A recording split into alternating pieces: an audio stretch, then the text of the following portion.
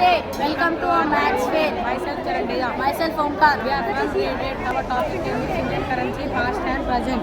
And our team name is Brahmagupta. Now my friend will say you about Brahmagupta. Do you know who is Brahmagupta?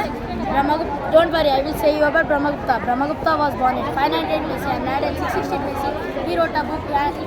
The name of the book is Brahmagupta Siddhanta. He gave 4 methods of multiplication and he has provided rules for arithmetic mean and he applied the zero on the negative numbers. He is the earliest person who applied the zero on the negative numbers. He described operation on the negative numbers. He invented the subtraction and addition. Now my friend will explain about model. This is a present currency. Can you guess which note is this?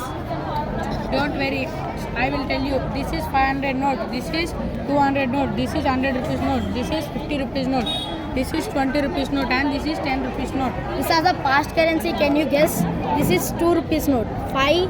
This is 5 currency. This is 10, 20, 50, 100, 500, 1000. There is a game to play. You just pick a coin and say this is a past or present coin. This is a past coin. This is present coin. This is past coin. This is past. Thank you.